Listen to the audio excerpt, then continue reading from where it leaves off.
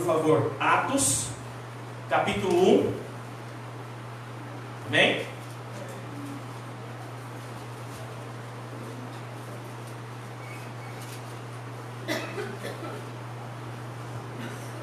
Atos, capítulo 1.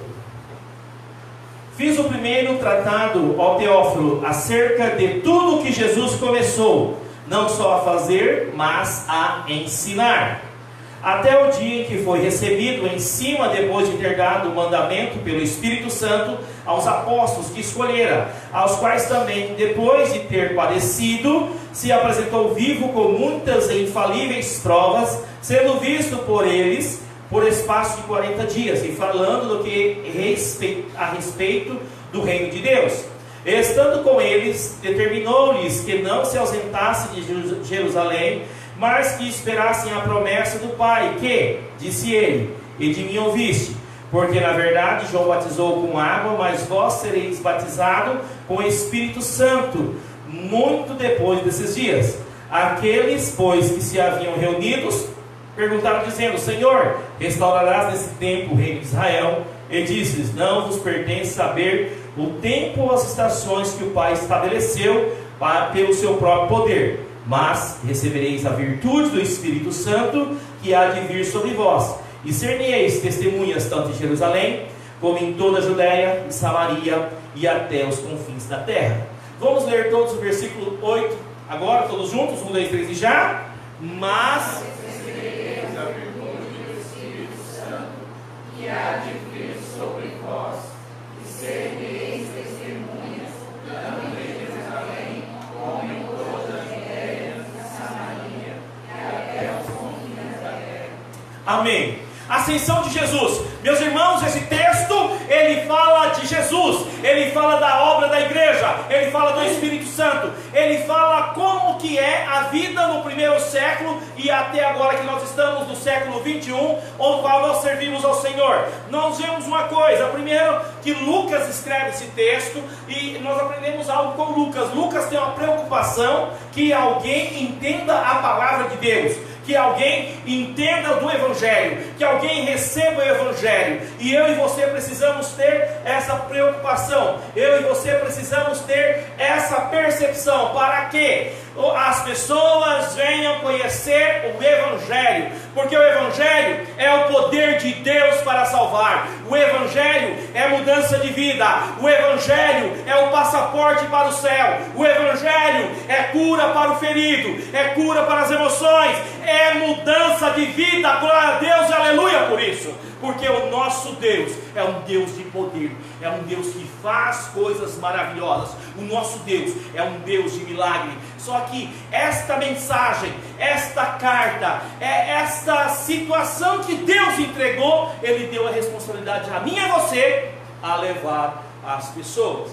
Não um evangelho barato, não um evangelho corrompido, mas o evangelho verdadeiro, o evangelho de Cristo, o evangelho que muda as vidas, o evangelho que transforma as pessoas, o evangelho que transforma o caráter, o evangelho que molda um pecador amante do pecado em um pecador arrependido e que tem nojo do pecado e que quando peca se sente muito mal. É esse evangelho que nós anunciamos, é esse evangelho que precisamos anunciar. E é interessante que algumas coisas estão aqui, né? E estando com eles, versículo 4, determinou-lhes que não se ausentasse de Jerusalém.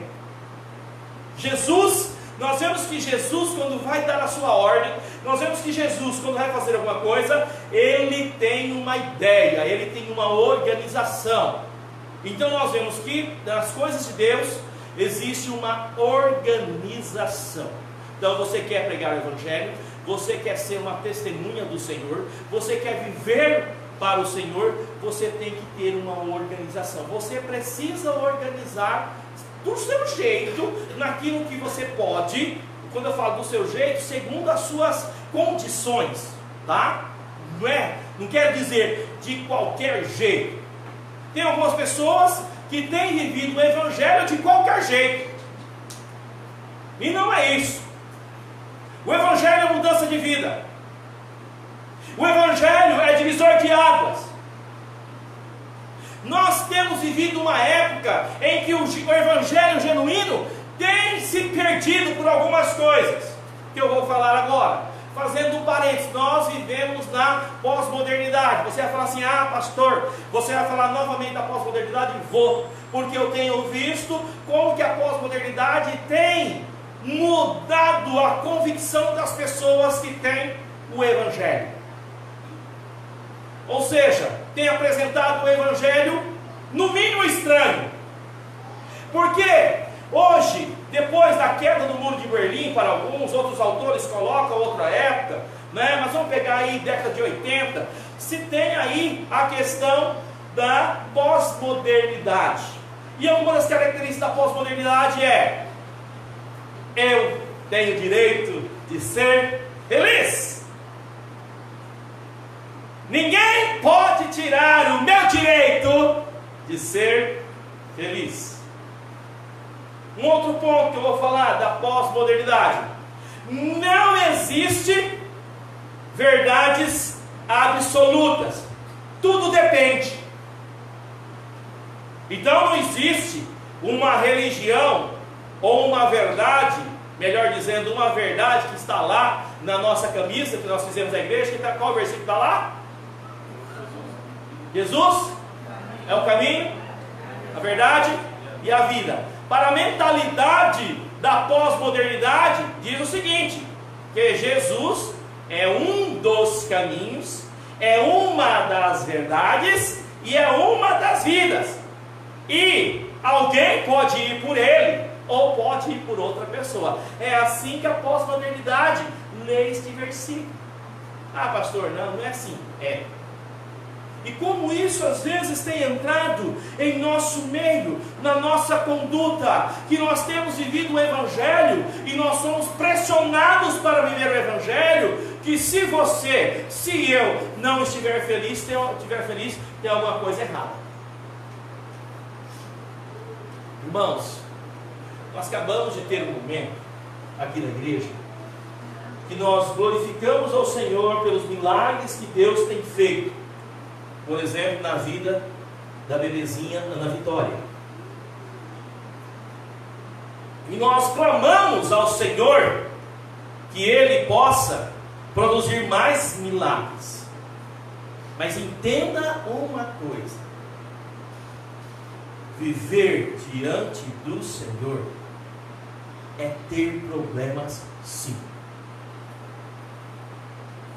A diferença é que quando nós temos problemas e servimos ao Senhor, nós não passamos pelo problema sozinho.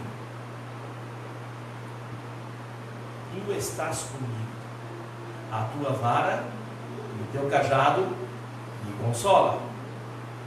Ainda que eu andar pelo vale da sombra da morte, é promessa, mas passaremos por lá. A pós-modernidade fala que não, que você vai ter que ser feliz, você vai ser feliz. E tem às vezes criado um evangelho assim, um evangelho que promete realmente a felicidade aqui na terra. A pós-modernidade é nihilista, ou seja, quer destruir todas as verdades. E aí dá alguns problemas. Quer destruir as instituições. E aí sabe qual é o problema? Quer destruir a instituição da igreja, quer destruir a instituição do casamento, quer destruir a instituição da família, quer destruir tudo. Só que eu digo uma coisa: onde nós chegamos até agora, nós chegamos por causa das instituições que temos. Elas são falhas? Lógico que são. Depois que entrou o pecado no mundo, a falha, mas são instituições que Deus colocou, o governo Deus colocou. Não a questão partidária, mas essa organização. As leis Deus colocou, a família Deus colocou, o casamento monogâmico Deus colocou, o casamento homem e mulher Deus colocou. Tem gente que não toca nessas coisas. Nós precisamos entender que Deus é um Deus justo, um Deus reto, um Deus amoroso, um Deus que ordena as coisas. E é esse evangelho que Jesus vem falar aos discípulos e vem colocar E nós, como receptores desse Evangelho, é esse Evangelho que nós devemos levar. É essa palavra de Deus, é essa palavra genuína. E aqui tem mais algumas coisas. Porque na verdade João batizou com água, mas vós sereis batizados com o Espírito Santo não muito depois desses dias. E lá à frente um pouquinho nós vamos ver a descida do Espírito Santo em Pentecostes, a festa que havia dos judeus. E aí eu quero chegar,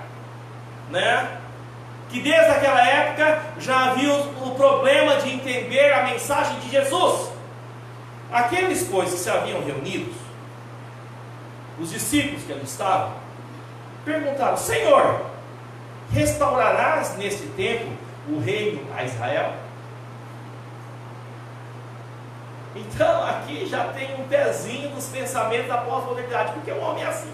Ou seja, o que eles estavam dizendo? Senhor, é o seguinte: nós estamos vivendo sob o domínio dos romanos, sob o jugo dos romanos, nós não temos mais soberania nacional, a coisa está difícil porque nós temos que pagar muitos tributos aos romanos, os romanos mudaram todas as nossas coisas, nós não temos mais liberdade, nós queremos ter autonomia. E de quebra aqui, meus irmãos, se Deus desse isso, tipo assim: ó Senhor, já que o Senhor expulsou os romanos, vamos agora ser o poder dominante, vamos dominar Roma e os países que eles dominaram?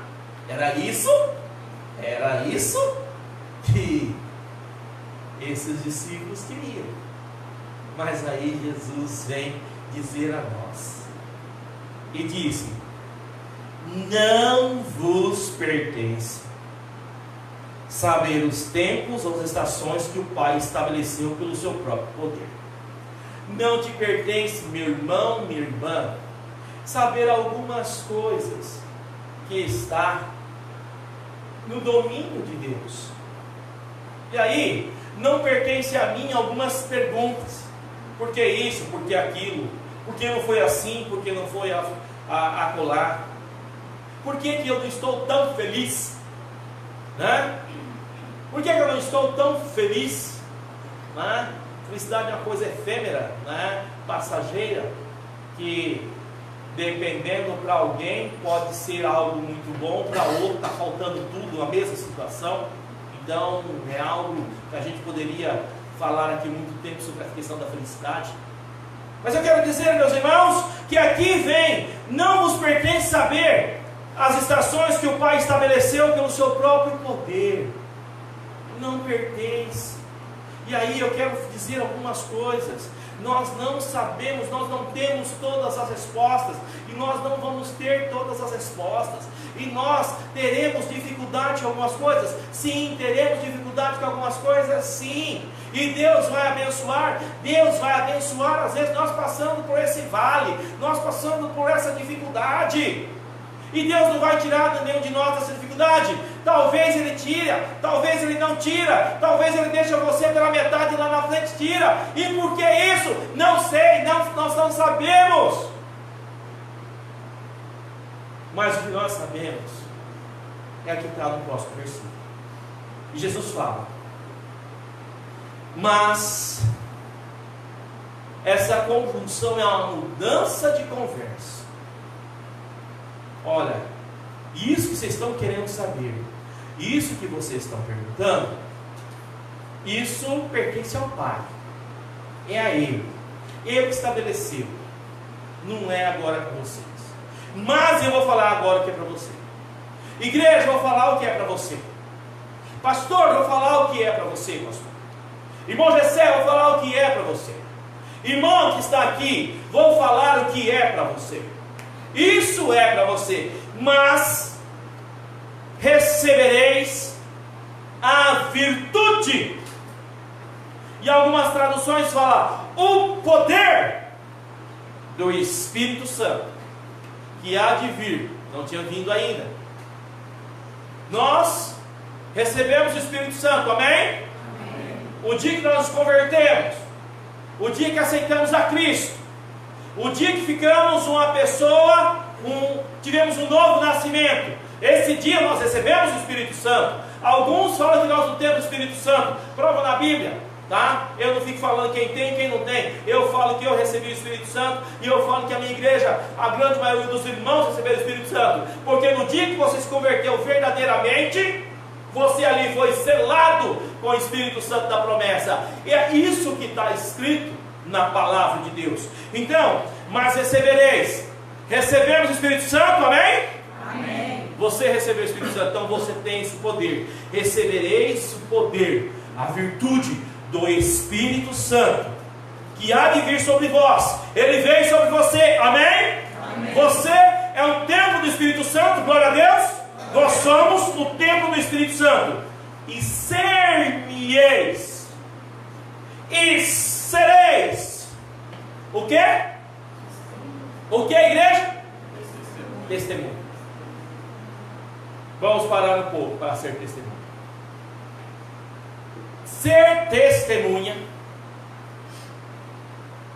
é você ter experiência, ter visto, saber de algo, estar presente. Então, para ser testemunhas, nós precisamos ter uma vivência com Deus. E aí eu quero perguntar a você, como está a sua vivência com Deus? Pastor, está bem. Eu e Deus estamos assim. Vou fazer algumas perguntas. Quantas vezes você ora a Deus? Mas eu não estou falando aquela oração a Deus que você pode fazer, mas eu estou falando de outro tipo de oração agora. Eu não estou falando aquela oração a Deus que você pode fazer de pedir, mas eu quero dizer daquela oração que você louva o nome dEle, que você engrandece o nome de Deus, que você o adora na beleza da santidade, que você entra no momento e não precisa de experiência mística, porque a pós-modernidade é um misticismo muito grande, que não precisa uma música para arrepiar, porque essa mensagem que está aqui, dependendo, eu trabalho com música, da música eu coloco, eu faço arrepiar inteirinho. Experiências emocionais humanas. E eu não estou falando que isso Deus não pode usar. Pode, porque dele e para ele são todas as coisas. Mas eu estou dizendo que não é só assim. Eu quero estar perguntando a você, quando que você tem uma experiência de oração com Deus, para adorá-lo, para dizer a grandeza dele, para agradecer as ricas bênçãos que ele faz? E isso está bom, mesmo que ele não dê aquilo que na próxima oração você peça. Alguém que está aqui nesta noite, já veio à igreja, e orou aqui nesse templo, não estou falando em outro lugar, orou aqui nesse templo, e foi embora e não recebeu a bênção. Tem alguém que não recebeu aquilo que pediu? Eu sou um. Tem mais alguém? Você? Tem mais alguém? Tem. Sim. Porque lá Tiago fala que nós pedimos, e pedimos o quê? Mal. Então nós precisamos entender isso, que precisamos aprender a pedir. E muitas vezes, glória a Deus, aleluia, que Deus não responde às nossas orações, às nossas petições. Então, meus irmãos, essa experiência mística que às vezes nós queremos ter, e aqui eu não estou excluindo ela, eu estou falando que nós não podemos querer pautar a nossa vida cristã, o nosso testemunho, somente a partir dela. Nós podemos pautar a partir da experiência da razão, do estudo, da cognição também. Mas recebereis poder e sereis minha testemunha. Uma outra característica da testemunha, ele tem que falar.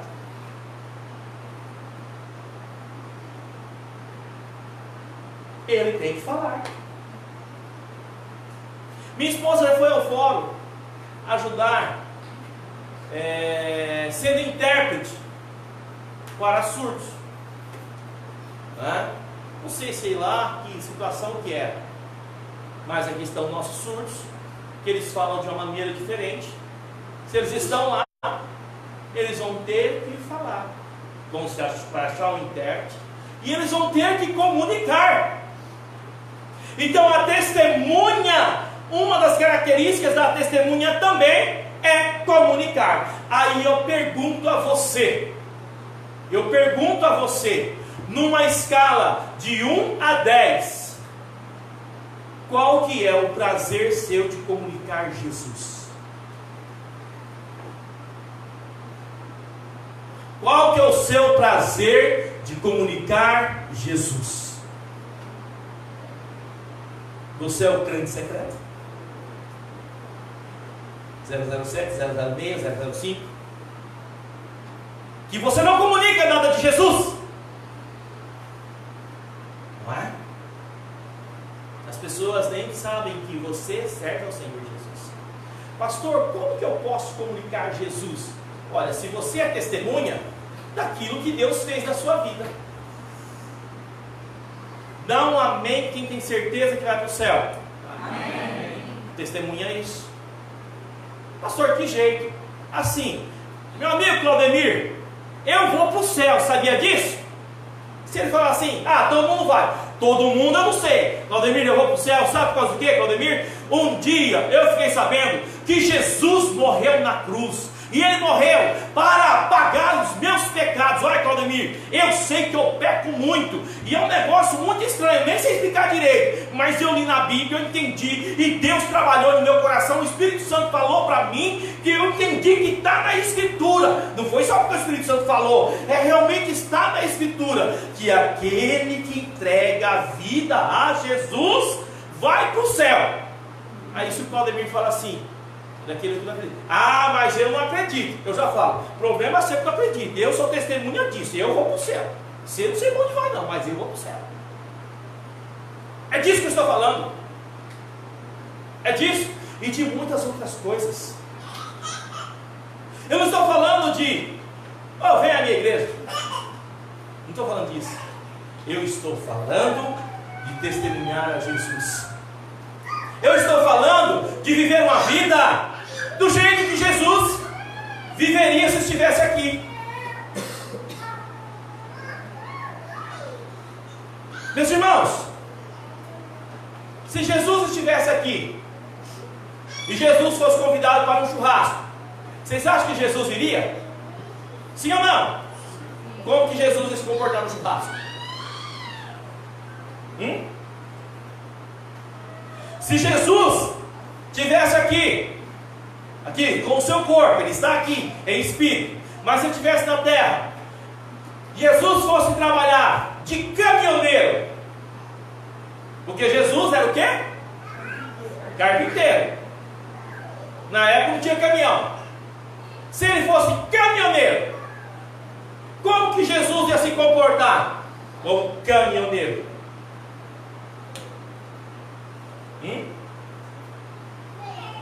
Pastor, não sei. Será que Jesus ia dar um chucho na carga? Será que Jesus ia molhar a mão do guarda? É isso que fala? Da gíria dos caminhoneiros? Será que Jesus ia molhar a mão do guarda? Será que Jesus ia... Vamos falar do pessoal que, um negócio aí esquisito que acontece, Diz que o tanque de combustível acontece um mistério, sobra uns 200, 150 litros, É um mistério. Tem uns que põem até um balde lá dentro, deixa lá, e aí depois sobra um balde cheio lá dentro, Aí depois o camarada enfia o negócio, um cabo de vassoura, e um balde escorre aqui e vende pela metade do preço. Jesus ia fazer isso? O que vocês acham? Não, Não.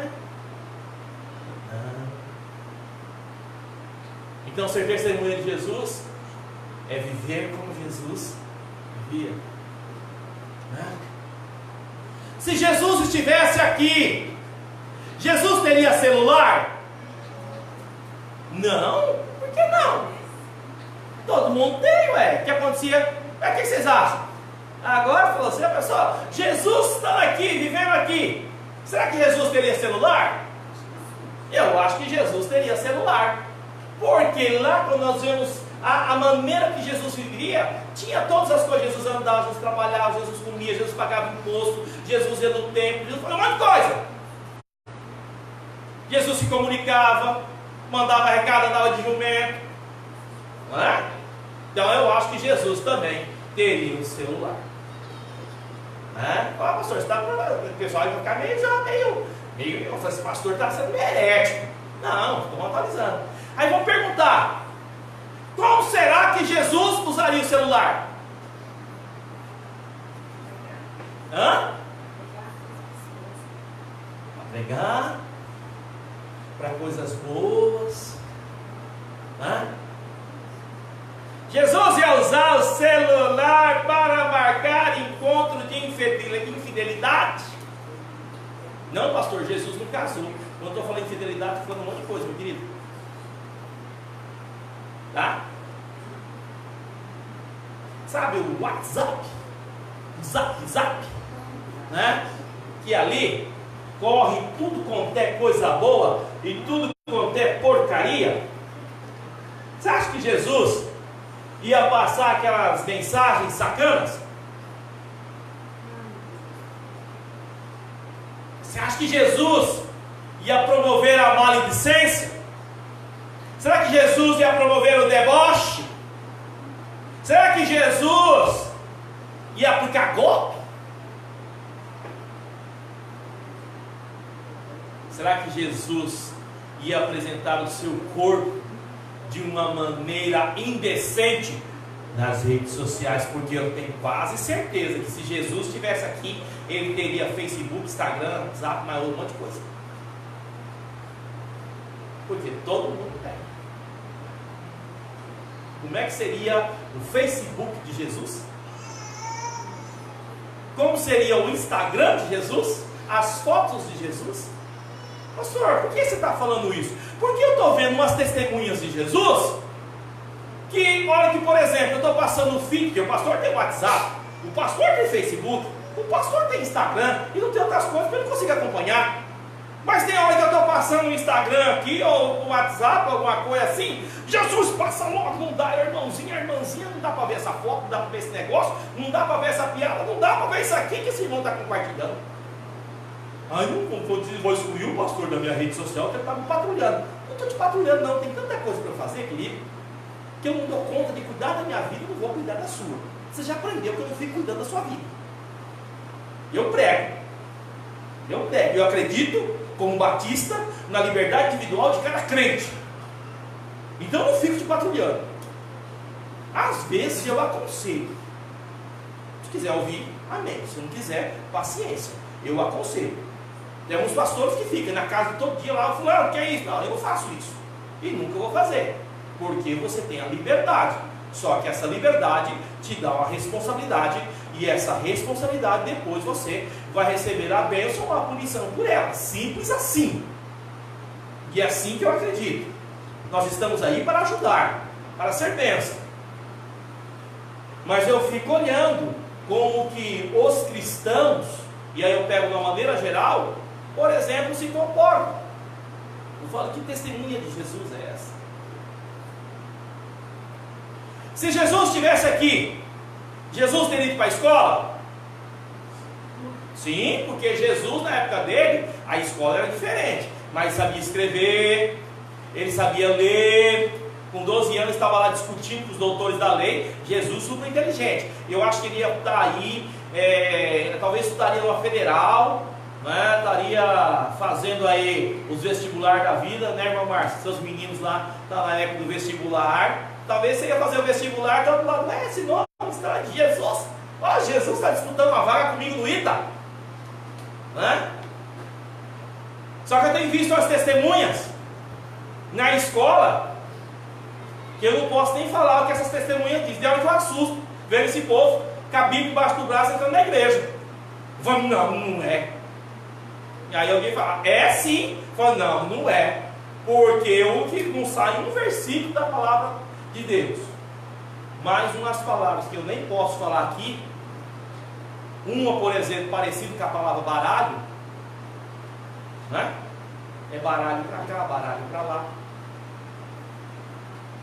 Tomate cru para cá, tomate cru para lá. E depois está na igreja, glória a Deus, aleluia! Por que Deus é bom? Que testemunha falsa é essa? Testemunha falsa! E um dia vai ouvir: maldito, eu não vos conheço. Inclusive pastor.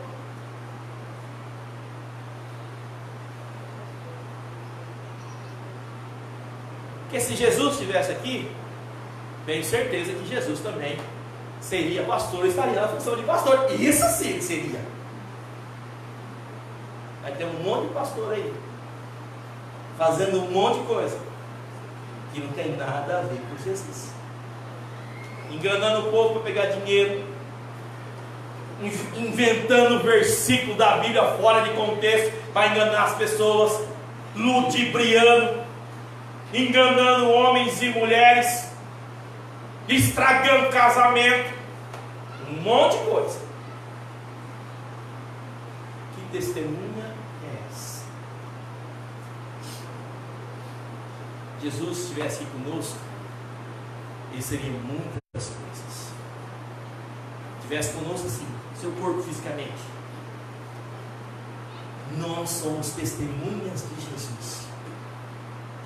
Nós precisamos andar, mirar, buscar o modo de vida de Jesus. Eu vou pegar um aqui agora e vou falar para você. Pense um pouquinho. Se Jesus não responde não, só pensa um pouquinho. Só pensa um pouquinho. Se Jesus estivesse aqui, ele ia lá no tatuador e mandar fazer um dragão bem grande nas costelas? Responde não. Deixa você pensar. Deixa você pensar.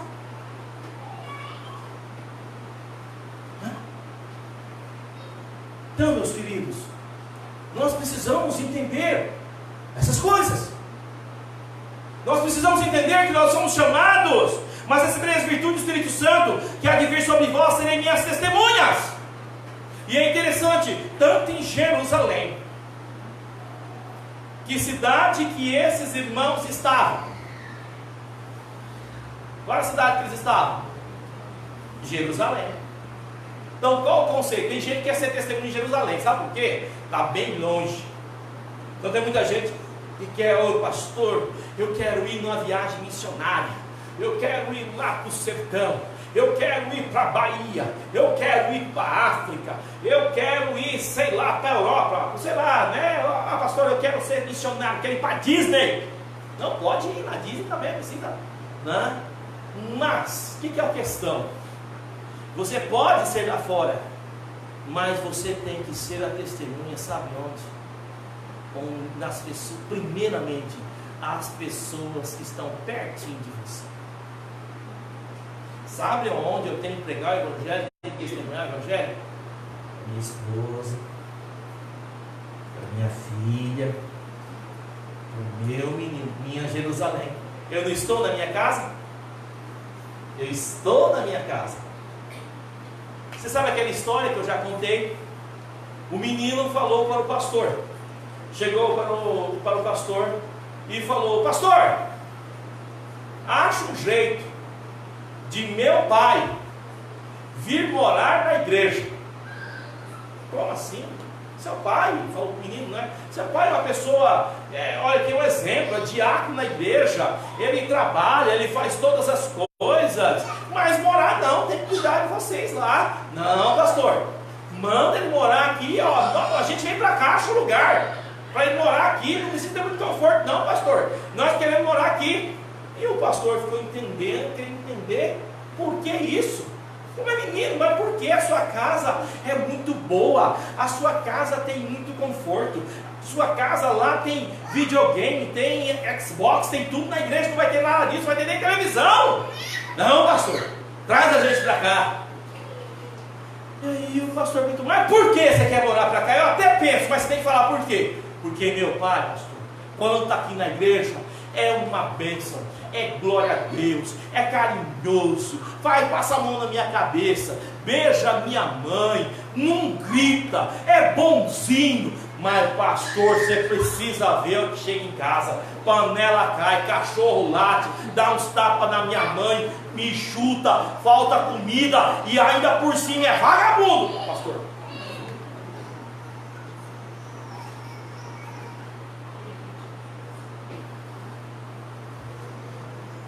Misericórdia, né? Deu uma exagerada, mas é isso. Testemunha, pastor Aguinaldo, como está com a sua família?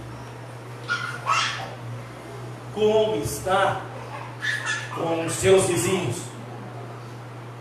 Como está no seu quarto? Como está com seus colegas de trabalho? Como está com seus alunos? Aqui tem um aqui, ó. Deve ter mais algum perdido no meio. Como é que estão seus colegas de trabalho? É isso. Dá cara a tapa. Ser testemunha é isso. Primeiro em Jerusalém, depois um pouquinho mais, um pouquinho para frente. E aí sim os confins da terra. Todo mundo quer confins da terra, porque eu posso ter um surto de santidade.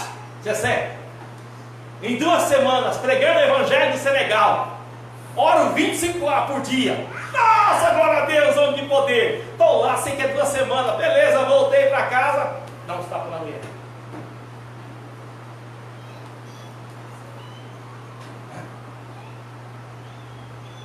Que evangelho é esse? Irmão, não se engane. Não se engane com a pós-modernidade. Não se engane. O Evangelho é o Evangelho para a mudança de vida. Não se engane. Não se engane. Eu não estou falando como o irmão Moisés veio aqui à frente falar da nossa igreja Corlimã, Irapuru, que está melhorando, está buscando. Precisamos buscar, precisamos melhorar, precisamos cada dia fazer as coisas melhores com aquilo que podemos. Mas o Evangelho não é isso em primeiro lugar. Na verdade, Moisés, aqueles irmãos e nós ali poderíamos estar reunidos embaixo de um pé de manga e a presença de Deus se faria então. E podemos também estar num belo templo com todo o conforto e a presença do Senhor também vai estar. Então, o que eu digo, a presença do Senhor não está no luxo ou na pobreza. A presença do Senhor está no coração íntegro diante dele. Essa é a realidade do Evangelho da cruz de Cristo Jesus. Simples assim. Simples assim. Você, meu querido irmão, que está afastado do reino de Deus, talvez você afastou da casa de Deus, até por alguma coisa que você tem razão. Às vezes você tem até razão. Não me deram atenção, não me sacanearam, tinha umas coisas erradas lá, não sei o que. Às vezes você está até certo nisso que você está falando, mas agora você está errado. Se você é cristão, você tem que ser testemunha de Cristo. E Cristo também fizeram isso com ele. Gente, o que fizeram com Jesus? O que fizeram com Jesus? Nós vamos falar sobre cristão. Cristão vem de onde? De Cristo. O que fizeram com Jesus? Foi traído pelos seus, foi traído por um beijo. Quem cuidava, que era o chefão da igreja, achou um jeito de ele morrer. O romano não queria fazer. O povo escolheu um ladrão ao invés de Jesus. Pilatos falou: eu não quero fazer nada. Não, faça, crucifique, crucifique, crucifique. E o povo ficou mais alvoroçado. É isso. Ser cristão é isso, meu irmão. Ah, pastor, mas eu quero viver bem. Jesus também teve momentos fantásticos. Jesus esteve nos banquetes. Jesus também entrou como rei em Jerusalém, lembra disso? Uma semana antes de ser crucificado, ele entrou em Jerusalém, ele foi um popstar. Arrancaram as palmas, arrancaram os mantos, vestidos, colocaram, e ele desceu num jumentinho. Num jumento que quis, mas se ele quisesse um cavalo, também o povo ia aplaudir ele. O que eu quero dizer é que nós devemos ser testemunha de Cristo, não importa se é aplaudido ou se é apedrejado. Nós devemos ser testemunha de Cristo, não importa se Deus está falando sim para aquilo que nós pedimos, ou se Deus está falando não.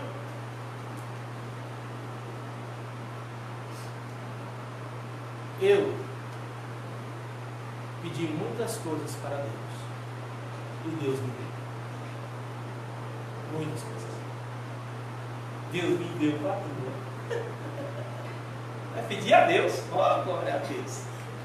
Uma das orações que Deus respondeu rapidinho para mim, 2 anos atrás dela, né? Feio desse jeito, só que não, lindão desse jeito, né? Mas faltava Jesus. Aceitei Jesus domingo. Olha como Deus faz as coisas organizadas. Falei, segunda comecei a trabalhar, estava desempregado. Acabou, quero namorar, tem que trabalhar primeiro, tá bom? É isso mesmo, tem que trabalhar. Ah não, pastor, não, tem sim. E filha, fala ao fulano, trabalha, tá? Olha lá. Deu uma mãozinha lisinha, vai trabalhar, cara, tá? Na segunda Deus arrumou um serviço. Na quarta eu peguei o serviço. Aí, pensa no neguinho bonito que ficou. Já era bonito, ficou lindão. Quinta-feira.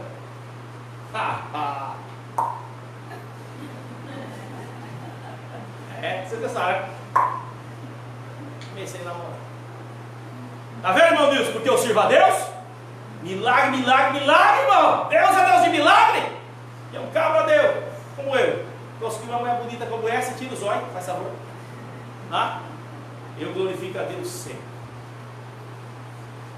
Mas, como que eu queria, no ano de 2015, que Deus respondesse um sim para uma oração que eu fiz. Que Deus permitisse que meu pai continuasse vivo. Como que eu pedi a Deus? Como que eu tive tanta fé em Deus? Eu orei com muita fé.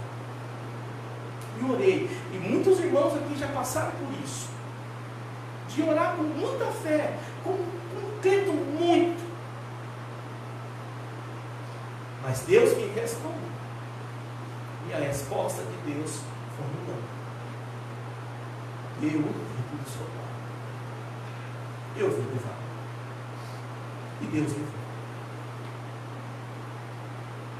E eu glorifico a Deus. Porque Deus é Deus. Não importa o que aconteça. Ele respondendo uma oração para mim. Do jeito que eu quero. Ou ele dando um não para mim. Um não que eu não queria. Um não que eu não queria. Ainda tive que aguentar de um tio meu. E ele falou para mim, mas você não é pastor? Eu falei, tio, eu sou pastor. Por que você não ora? E seu pai sabe. Eu tive que falar para ele, falei, tio, tenha misericórdia do seu sobrinho. Não coloca um peso desse nas costas do seu sobrinho. Você acha que é isso que eu estou clamando e pedindo dia e noite a Deus?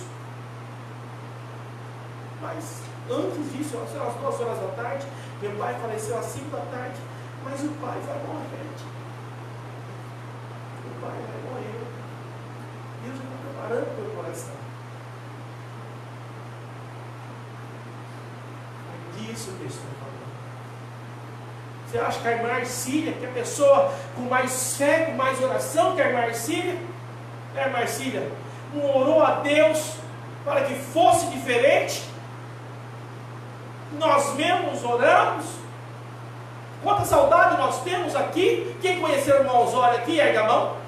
Todo mundo que está aqui. nós não queríamos que fosse diferente, e nós oramos e nós pedimos, e Deus nos deu um não. Nós temos saudade do nosso irmão. Mas como ele deixou de exemplo, nos ensinava sempre, nós continuamos buscando a Deus. Isso é ser testemunho. Isso é ser testemunha. Ser testemunha se está tudo bem. Ser testemunha, Luciana, se está mais ou menos. E ser testemunha se está tudo mal. Nós precisamos entender isso. Que Deus nos abençoe. Que Deus nos proteja. Que Deus nos ensine a viver o Evangelho de uma maneira digna. E convidar o Gessé para vir aqui à frente, fazer uma oração, agradecendo a Deus por essa palavra, e que Deus possa continuar a falar aos nossos corações através do teu Santo Espírito. Paz do Senhor aos irmãos. Vamos baixar nossas cabeças, vamos orar nesse instante. Amém, Jesus. Deus maravilhoso, Deus de graça, Deus de poder, neste instante, Senhor Deus, queremos agradecer a Ti, Amém, Jesus. porque passamos momentos, ó Pai, agradáveis aqui diante da Tua presença, Senhor Deus. Louvamos e glorificamos em Teu nome, ó Pai. Pai, sabemos que o Senhor Amém, recebeu Jesus. no Teu trono de glória, Deus, o nosso louvor, a nossa adoração. Amém, E Jesus. nós queremos, ó Pai, te pedir por cada um que está aqui, Amém, que Pai. o Senhor derrame, ó Pai, das suas bênçãos, ó Pai, sobre cada um, sobre cada família, sobre cada lar. Sim, Que o Jesus. Senhor nos dê, ó Pai, uma semana abençoada, ó Pai, debaixo das Tuas graças, ó Deus. Amém, Pai. Que o Senhor venha, Pai, estar abençoando grandemente a cada um, ó Pai, durante esta semana, Senhor Sim, Deus. Jesus. Abençoando no trabalho, na escola e nos afazeres de casa, ó Pai. Tudo que podemos fazer, ó Pai, que seja, Pai, de acordo com a Tua vontade. Amém, Deus. Jesus. Muito obrigado, Pai, por essa noite. Continua a nos abençoar. No nome do Teu Filho, Jesus Cristo, que oramos. Amém.